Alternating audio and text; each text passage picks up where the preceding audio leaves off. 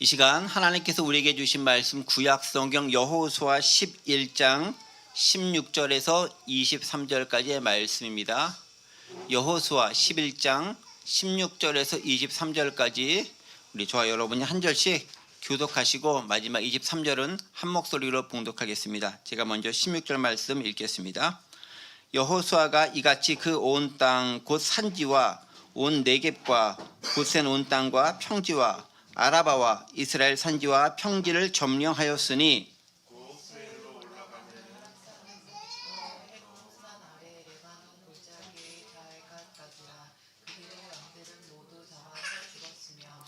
여호수아가 그 모든 왕들과 싸운 지가 오랫동안이라.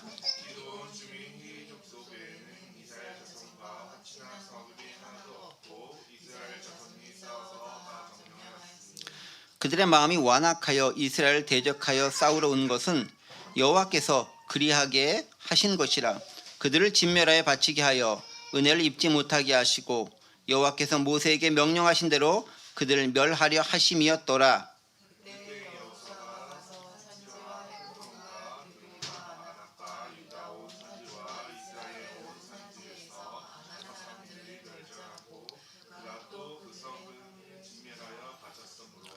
이스라엘 자손의 땅에는 아낙 사람들이 하나도 남지 아니하였고 가사와 가드와 아스돗에만 남았더라. 이와 같이 여호수아가 여호와께서 모세에게 말씀하신 대로 그 온 땅을 점령하여 이스라엘 지파의 구분에 따라 기업으로 주매 그 땅에 전쟁이 그쳤더라. 아멘. 아멘. 네, 여호수아 11장에 있는 말씀 이제 오늘을 끝으로 이제 마무리하게 되고요. 다음 시간부터는 12장에 있는 말씀으로 넘어가게 될 것 같습니다. 지난 시간에 우리는 핫소랑 야빈의 최후라는 것을 통해서 가나안 북부 지역이 어떻게 마무리되어지는가에 대해서 함께 살펴보았습니다. 핫소랑 야빈, 핫솔이 과거가 무척 찬란했고 멋있고 귀하고 또 그 근처 성읍들을 리딩하는 그런 선두급에 서 있는 성읍이었음에도 불구하고 과거의 영화로만 그치고 현재는 이스라엘에 멸망당하고 많은 그런 곳이 되었다라는 것, 초라하게 무너지는 현재를 극명하게 대립하여 보여줌을 통해서 하나님의 역사 가운데서 믿는다와 믿지 않는 모습이 어떠한지를 발견할 수 있었습니다. 결국 말씀대로 행하는 이스라엘 앞에 무너지고 마는 말씀을 거역한 자들의 최후의 모습을 우리는 지난 시간 본문을 통해서 발견할 수 있었습니다. 자, 그러면서 말씀대로 어떻게 이스라엘이 행했는가라는 것들을 몇 가지 보기를 통해서 함께 말씀을 나눴습니다. 기억하시는지 모르겠는데 첫 번째가 모든 사람을 다 칼로 쳐서 진멸했다. 무슨 말이죠? 하나님의 전쟁이고 해림을 실행했다. 다 죽여라. 그 말씀대로 따랐다라는 것을 의미했습니다. 호흡이 있는 자는 하나도 남기지 아니하였다라고 했습니다. 생명과 호흡은 단순히 우리의 생명을 끊었다. 호흡이 없다라는 걸 끊었다라는 것뿐만 아니라 하나님과의 교제가 단절된 상태다. 호흡이라는 것은 단순히 숨을 쉬는 것뿐만 아니라 태초에 하나님께서 인간을 창조하실 때 불어넣으신 것이 생명으로 호흡을 불어넣으셨기 때문에 그것이 하나님과 소통할 수 있는 도구며 통로가 되는데 그것이 끊어졌다라는 것은 결국 하나님 앞에서 떨어져 나간 존재라는 것을 의미하다라는 거죠. 인간과 하나님의 단절을 의미합니다. 그리고 핫솔을 불로 살았다. 잿더미를 만들어서 후대에 교훈으로 삼았다라는 것이죠. 그리고 지금 하나도 남지 않았다라는 것입니다. 그리고 이것을 어떻게 했다?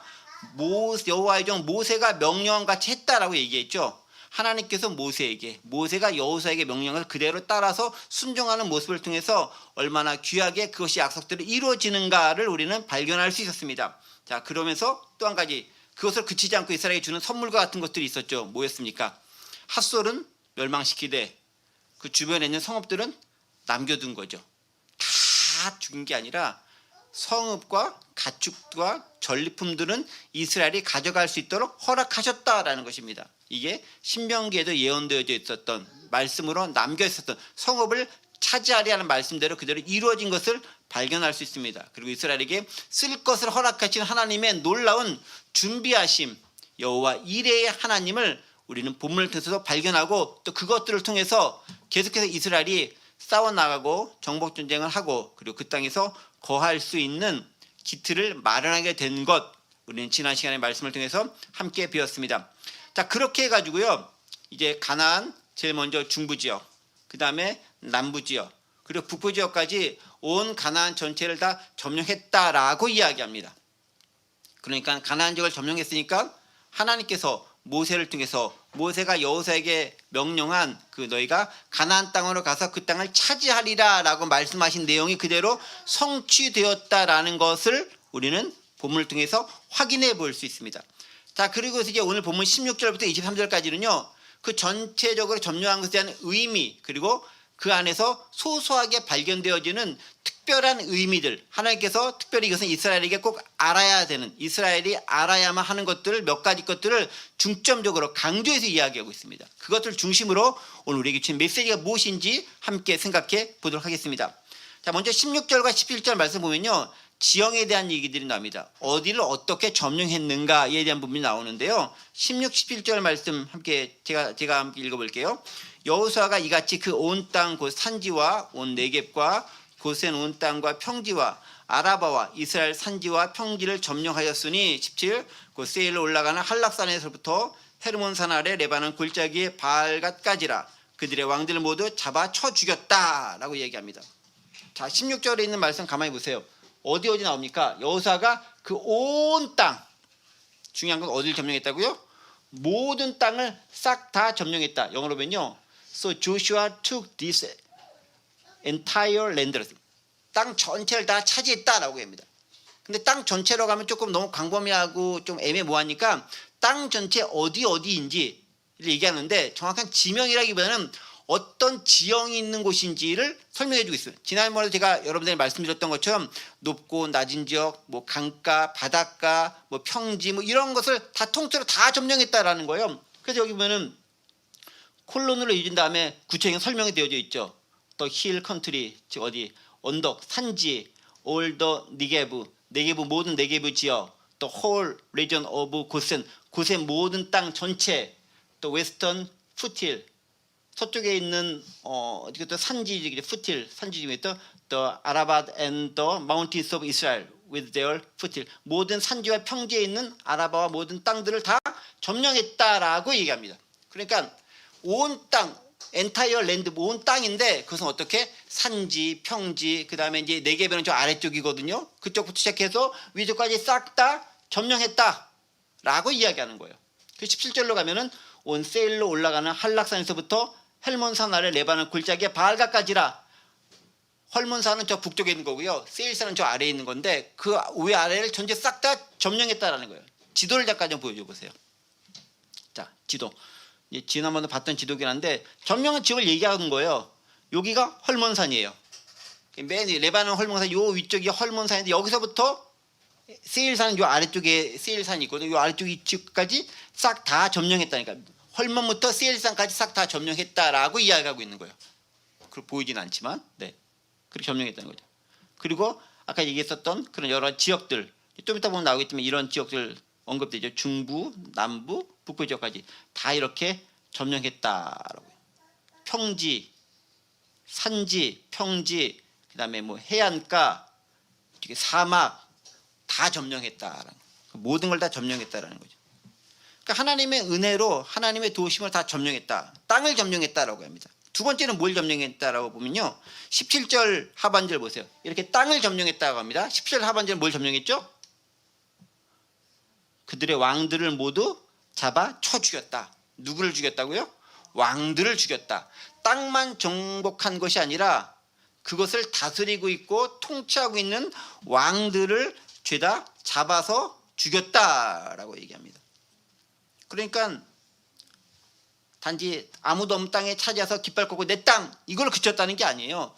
그것을 점령하고 다스리고 통치하고 있었던 자들을 물리치는 걸 통해서 하나님의 나라가 하나님의 권세가 그 땅 모든 지역가들 높거나 낮거나 바닷가나 평지나 강가나 싹 다 임했고 뿐만 아니라 그곳에 살고 있는 여러 권세들 권력들 그리고 정권들까지도 다 점령했다라고 이야기하고 있습니다.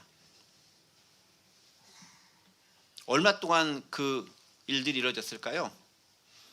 우린 지난번에 여호수아에 있는 말씀을 보면은 되게 짧은 시간 동안에 뭐 어떤 거는 당일에 점령하기도 했으니까 금방 다 점령했을 것이다라고 생각하기 쉽지만 18절 말씀 뭐라고 되어 있을까요? 18절 말씀입니다. 나오죠? 같이 함께 읽어볼까요? 18절만 시작. 여호수아가 그 모든 왕들과 싸운 지가 오랫동안이라. 네. 여호수아에 있는 말씀만 성경만 간단하게 보면은 되게 한 번 전투에서 싹 끝내고 몇 번 전투 안에서 싹 다 점령한 것처럼 보이지만 실제로 싸움이라는 거는 그렇게 빨리 끝나지가 않아요. 상당히 긴 시간 동안 오랫동안 진행되어지게 되어 있습니다. 그래서 18절에서 이렇게 얘기하고 있는 거예요. 여호수아가 그 모든 왕들과 싸운 지가 오랫동안이었더라. 아주 오랜 기간 동안 그 모든 왕들에 대해서 여호수아의 싸움이 지속되었다라고 얘기합니다.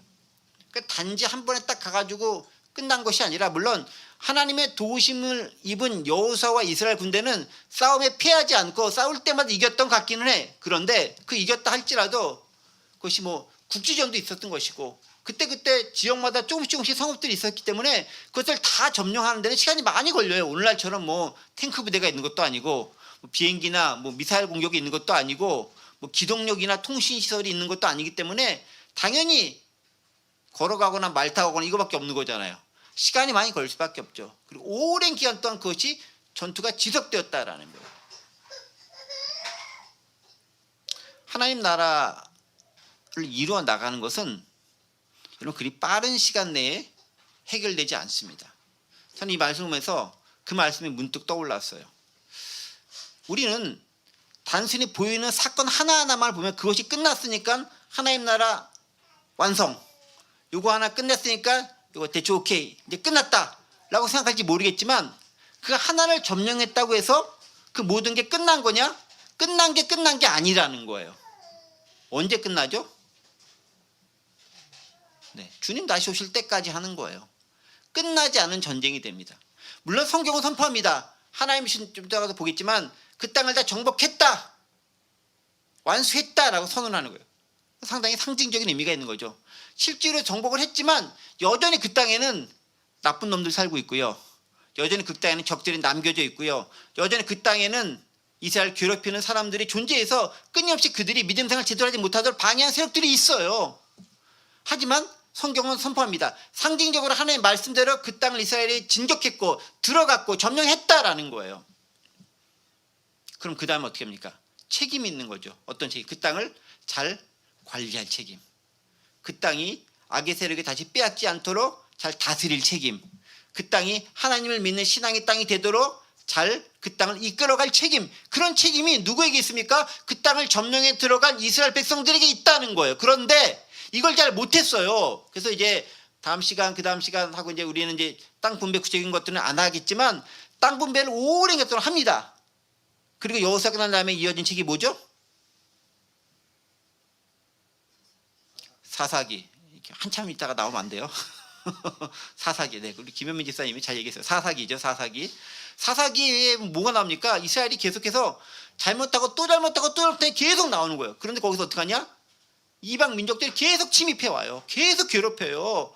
여기서 다 죽였으니까 없어야 되는데, 아니면 다 개종시켰어야 되는데 그걸 못했다라는 거예요. 온 땅을 다 점령했다고 선언을 했지만, 상징적으로 선언했지만 여전히 남겨있는 잔존 세력들이 있고 그들이 끊임없이 괴롭혔다라는 거예요. 그 사사기는 그래서 괴롭힘 당하는 역사가 계속 나와요. 그래서 하나님께 제발 살려주세요, 살려주세요. 그럼 이제 사사를 보내가지고 구원해주고, 조금 이제 어느 정도 평화가 지속되다가 또 잘못하고 또 그럼 적이 침입해 오고 또 살려주세요 하고, 이 역사가 계속 반복되어져 나온다라는 것입니다. 그러니까 하나님의 군사들의 싸움은 한 번으로 끝나지 않는다라는 거예요. 오랜 기간 지속된다라는 겁니다. 여호수아가 말씀대로 점령하는 것도 오랜 시간이 걸렸고 그것을 지키는 것은 더 오랜 시간이 걸리는 지난한 싸움이라는 것을 우리는 반드시 기억할 필요가 있다는 거죠. 중요한 부분들이 여기 있다는 것입니다. 자, 그렇게 모든 지역을 다 점령했다라고 선언하고 있으면서도 거기서 끝나는 것이 아닙니다. 자, 19절에 있는 말씀 계속해서 이어서 보겠습니다. 기본 주민 히위 족속 외에는 이스라엘 자손과 화친한 성읍이 하나도 없고 이스라엘 자손이 싸워서 다 점령하였으니 라고 이야기합니다. 자, 이제 다 점령했다고 얘기하면서 조금 이제 특별한 것들을 몇 가지 언급하면서 그 의미가 무엇인지를 설명해 주고 있습니다. 19절에서는 뭘 설명해 주냐면은 기본 거민들은 여전히 살아있다라고 얘기합니다. 왜 살아있죠? 화친 조약 맺었잖아요. 기브온의 그 당시에 기막힌 외교술로 인해서 이스라엘 백성들이 깜빡 속아 넘어가서, 그러니까 기본이 외교 전략을 잘한 거죠. 히브리족수는 기도의 외교 전략을 잘해서 이스라엘과 화친 조약을 맺어서 그들은 여전히 살아있고, 그뿐만 아니라 이스라엘 민족 가운데 동화되어져서 그들이 이스라엘화 되었다라고 얘기합니다. 그렇게 화친 조약을 맺은 성읍은 몇 개가 있다? 하나밖에 없다. 그것이 어디? 기브온 성읍밖에 없었다. 기브온 주민 히위 족속 외에는 이스라엘 자손과 화친한 성읍이 하나도 없고 이스라엘이 다 싸워서 다 점령했다고 얘기합니다. 하나만 화친 조약을 맺었다. 이걸 통해서 이스라엘도 교훈을 얻었잖아요. 너무 경솔하게, 너무 이렇게 자신만만하게 보면 안 되지 않고 꼼꼼하게 잘 살펴야 된다라는 교훈을 얻으면서 그 다음부터는 화친 조약 맺지 않고 다 점령해 나갔다라고 성경은 기록하고 있고요. 우리 그 말씀을 배웠습니다. 자, 그러면 여기서 이제 의구심이 드는 거예요. 그래, 다 점령한 거 좋아. 그런데 가만히 보면 우리가 몇 가지 공통되는 요소들을 찾아볼 수 있잖아요. 중부도 그랬고 남부도 그렇고 북부도 그렇고요. 이스라엘이 승승장구하고 있잖아요. 거기다가 이스라엘이 이기는 것에 대한 방법이 인간적인 군사력만 가지고 이기는 것이 아니라 되게 독특한 방법들이 나오잖아요. 여리고성 전투, 성을 빙글빙글 돌았더니 갑자기 무너져 내렸더라. 싸우러 가는데 우박이 막 내려가지고 다 몰살냈더라. 자기들끼리 막 기후가 안 좋아서 분간해서 자기들끼리 막 치고받고 싸워 죽였더라. 이 모든 것들이 다 뭐냐면은 뭔가 백성들, 즉 군사들, 그 나라의 힘만으로 되는 것이 아니라 뭔가 하나님의 신적인 역사가 있다라는 것들을 그들도 체험하고 그들도 느꼈을 거예요. 그래서 고대 전투는 주로 신들의 전투라고 하죠. 누구 신이 더 강한가? 어느 민족의 신이 더 강한가? 그러니까 이스라엘 민족 신이 강하다는 거 그들도 알고 있습니다. 자, 그쯤 되면 몇 번 싸워서 그들은 우리가 함부로 대할 수 없구나, 이길 수 없구나 하는 걸 깨달았으면 화친 조약을 맺거나 아니면은 뭐 다르게 이렇게 좀 도망을 가거나 뭐 다른 방법을 취해야 될 법하지 않을까요? 아니, 그러니까 예가 있잖아요. 예가. 예를 들면 기브온 족속이 그렇게 화친을 맺었다. 이런 예가 있잖아. 그런 예들을 보고 있으면 우리도 이렇게 살 수 있겠구나라는 것들을 충분히 생각할 수 있습니다. 그럼에도 불구하고 19절에 뭐라고 얘기하면 이스라엘 자손이 싸워서 다 점령했다. 기본 거류민들 빼고는 남아있는 곳이 없다라고 얘기합니다. 왜 그렇게 그들은 싹 다 상대도 안 되는 이스라엘 민족에게 괜히 덤벼서 싹 다 몰살하고 말았을까? 라는 부분을 의문을 가질 수 있다는 거죠. 그게 20절에 언급되어 있습니다. 그 이유죠. 20절 말씀 보겠습니다. 20절도 같이 함께 읽어볼게요. 읽습니다. 시작.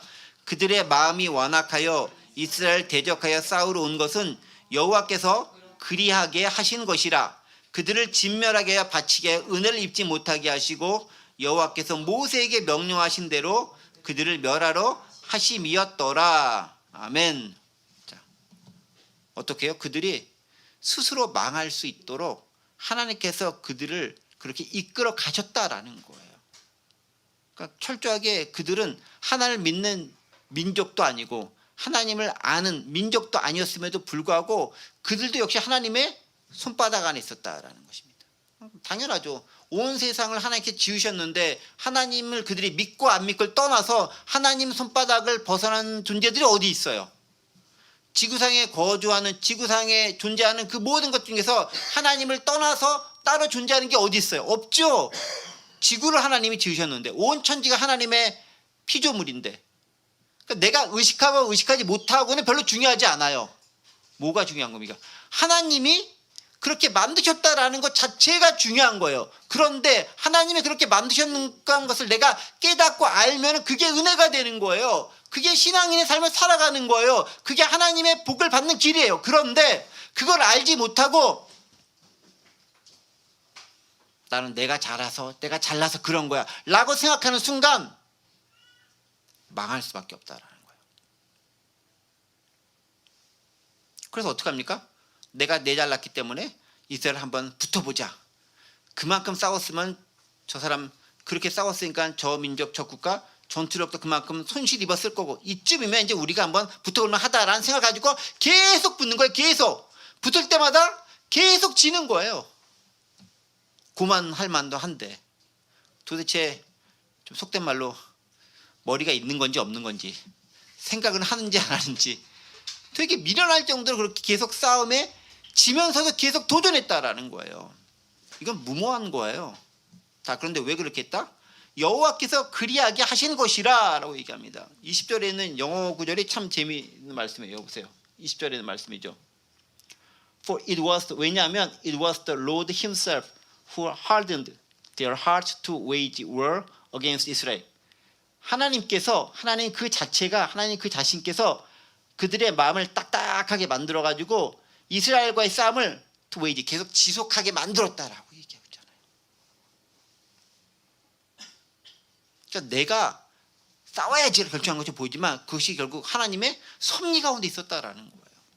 그러니까 이 싸움은 애당초 이스라엘이 이길 수밖에 없는 싸움인 거예요.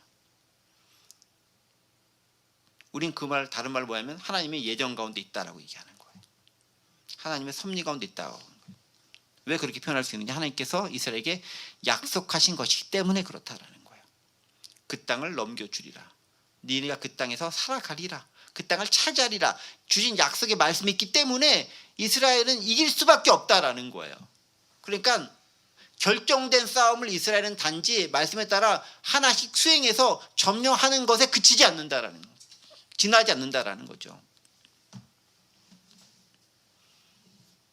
그런데 이게 여기만 사실 나오는 구절들이 아니에요. 하나님께서 마음을 완악하게 해서 결국 질 수밖에 없게 만들었다. 이거 가장 대표적으로 나오는 구절이 어디냐면요. 출애굽기예요. 출애굽기. 출애굽기에서 하나님께서 바로의 마음을 완악하게 해가지고 그쯤 되면 이제 놓아줄 만한데 또 완악하고 또 완악하고, 그래서 10가지 재앙을 싹 다 경험한 다음에 이스라엘을 내보내줄 수밖에 없었다라는 거죠. 어느 시대? 바로가 모세 시대에 그렇게 했다라는 겁니다. 출애굽기 4장 21절에 있는 말씀 보세요. 여호와께서 모세에게 이르시되 네가 애굽으로 돌아가거든 내가 네 손에 준 이적을 바로 앞에서 다 행하라. 그러나 내가 그의 마음을 완악하게 한즉 그가 백성을 보내주지 아니하리니 라고 얘기합니다. 여기도 완악하게 했단 말 나오죠. 42절에 내가 그의 마음을 완악하게 한즉, 완악하게 한즉 똑같이 나오죠. 아까 여호수아 11장 20절도 똑같이 얘기합니다. 그들의 마음이 완악하 이스라엘 대적과 온 것은 여호와께서 그렇게 하셨다. 그렇죠? 영어로 봤을 때 분명히 나오죠. The Lord himself who hardened their heart to wage war against Israel. 하나님께서, 여호와 하나님께서 직접 그들의 마음을 딱딱하게 굳게 만들어서 싸우도록 하셨다라는 거예요. 그래서요, 저는 그걸 보면 그래요. 하나님을 아는 것이 일단 은혜다. 이 백성 하나님 모르잖아요. 그러니까 이 백성들은요, 자신들이 왜 졌는지도 몰라. 궁극적인 원인을 모르는 거야. 물론 이제 싸우다 보면 우리가 전력이 약해서 졌을 거야. 우리가 단합하지 못해서 졌을 거야. 우리가 지형지문 활용을 잘 못해서 졌을 거야. 시기가 안 맞아서 여러 가지 다른 이유들을 막 찾을 거예요, 사실은. 근데 근본적인 원인은 어디 있습니까? 하나님께서 그렇게 하셨다라는 거예요. 그게 근본적인 원인이라는 거죠. 그게 안 되는데 다른 모든 소소한 원인들 찾아봐야 백약이 무해한 거죠. 그래서 우리는 먼저 하나님의 관점과 시각으로 볼 수 있는 눈을 갖는 것이 무엇보다 필요하다는 거예요. 여호와께서 그렇게 하셨다라는 거죠. 그러면 무엇이겠습니까? 하나님께서 원하시는 것이 무엇인지를 먼저 아는 게 가장 중요하고 우선되는 사항이라는 거예요. 하나님께서 의도하신 바가 뭐냐, 하나님께서 원하시는 게 뭐냐, 이걸 먼저 알아야 그 뜻에 부합하게 우리가 세세한 계획을 세워나갈 게 아니에요. 하나님께서는 그 방향으로 나가는 걸 원치 않은데 나는 엉뚱한 방향으로 가면서 뭔가 열심히 하려고 해. 허심 쓰는 거죠. 힘은 힘대로 들고 결과는 망하고.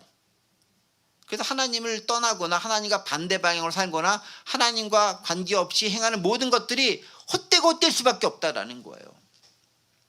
우리는 하나님의 손 안에 있는 존재이기 때문에 그렇습니다. 그래서 누가 가장 좋은 존재냐면 하나님의 은혜를 입은 존재가 가장 귀한 존재입니다. 그래서 20절 하반절에 이렇게 얘기하지 않습니까? 그들을 진멸하여 바치게 하여 은혜를 입지 못하게 하시고, 은혜를 입지 못하게 하셨다. 영어로 보면요, without mercy라고 되어 있습니다. 하나님의 자비하심에서 벗어나 있는 거죠. 그래서 여러분 기도할 때요, 하나님 우리에게 은혜를 주십시오, 나를 불쌍히 여기십시오, 긍휼히 여기십시오라는 기도가 되게 필요해요. 그래야 하나님의 도우심을 받는 거예요. 하나님의 긍휼을 입는 것만큼 우리에게 큰 힘이 되는 건 없습니다. Without mercy가 아니라 with mercy, in mercy, 은혜 안에서 하나님의 긍휼과 자비하심 안에서 살아갈 수 있는 것, 그게 무엇보다 필요하고 중요한 덕목이라는 것 우리는 반드시 기억해야 한다는 것입니다. 은혜를 입지 못하는 게 가장 큰 불행입니다. 무엇이 불행? 은혜를 입지 못하는 것, 그게 불행이다라는 거죠.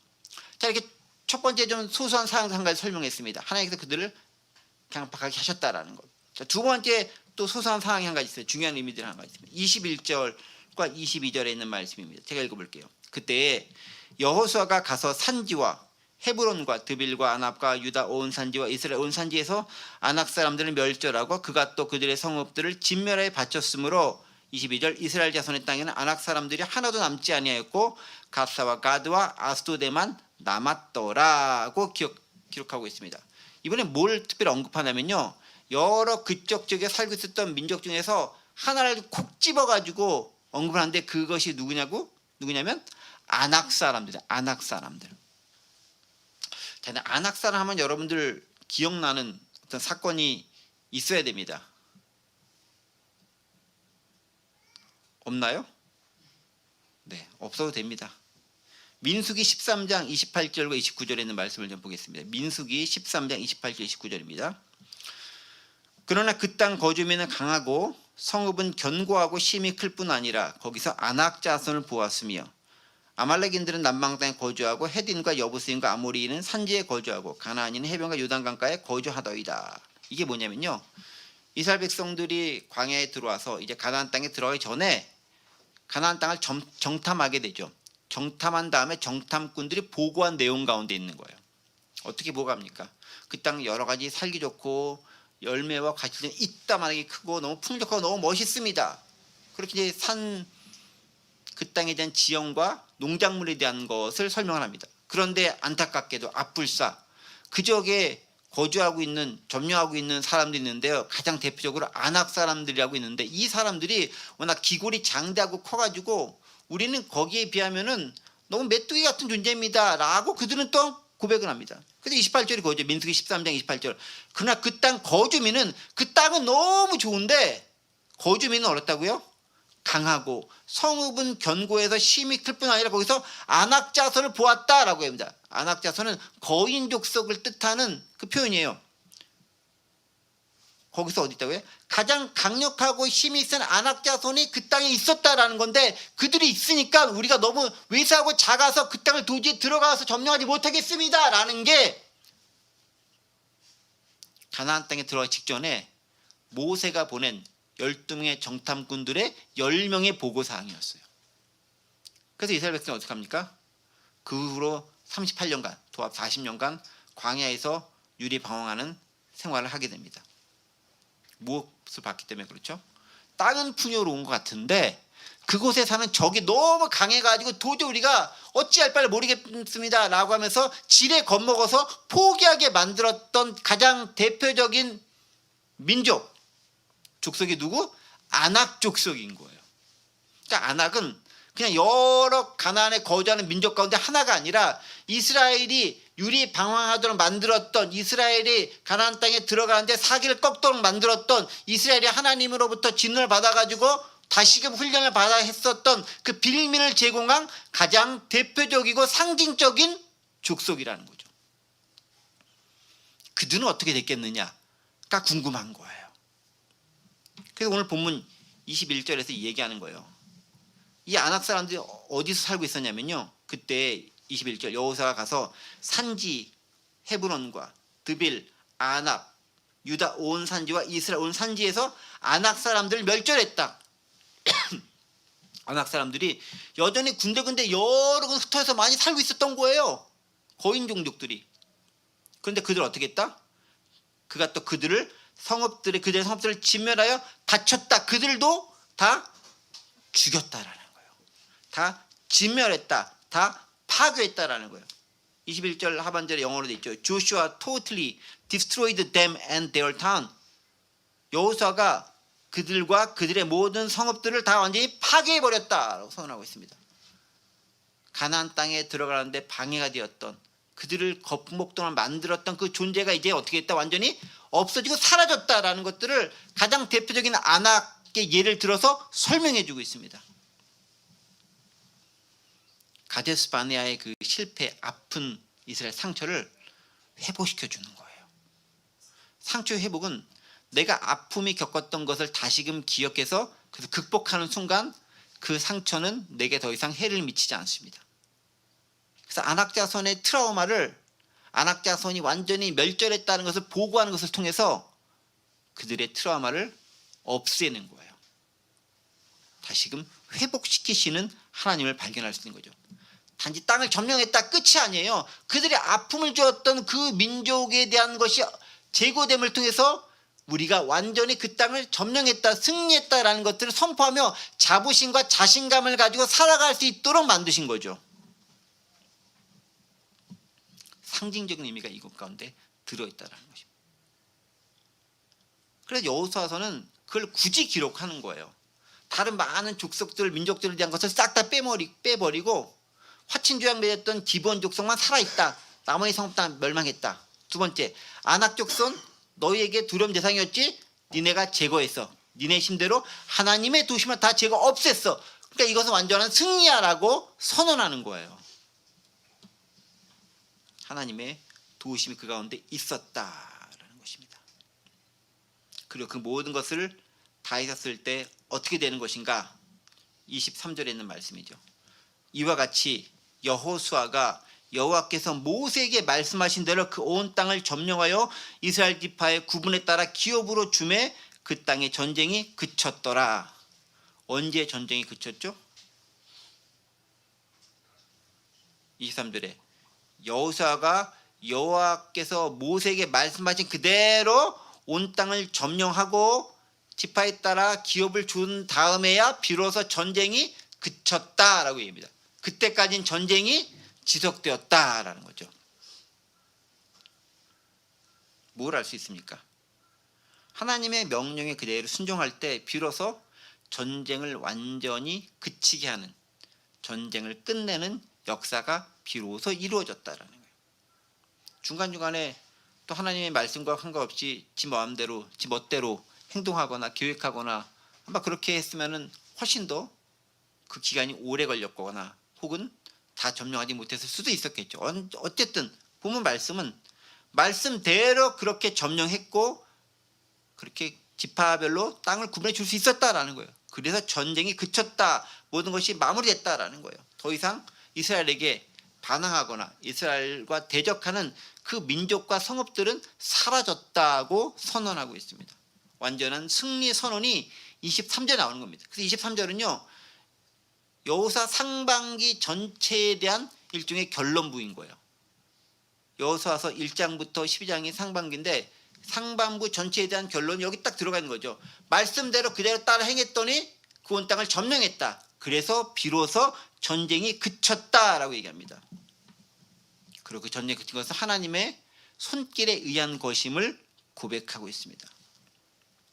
자, 그런데 그러함에도 불구하고 제가 아까도 잠시 얘기했던 것처럼 전쟁이 그쳤다고 선언하고 상징적으로 선언하고 있지만 전쟁이 없었을까요?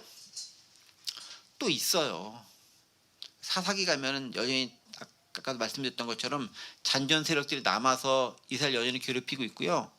그러니까 여기는 상징적으로 다 점령했다라고 고백을 하고 있지만 실질적으로는 어딘가에 숨어있는 세력들도 있고 또 멀리 다른 곳에 도망갔다가 거기서 세력을 키워서 공격하는 세력들도 있고 여러 부류의 또 그런 적들이 여전히 남겨져 있다라는 거예요. 여호수아 사후에도 전쟁은 있어요. 죽은 다음에 있습니다. 다만 하나님께 순종하여 가나안이 이스라엘 땅이 되었다는 것을 상징적으로 선포하는 것이 무척 중요하다는 것입니다.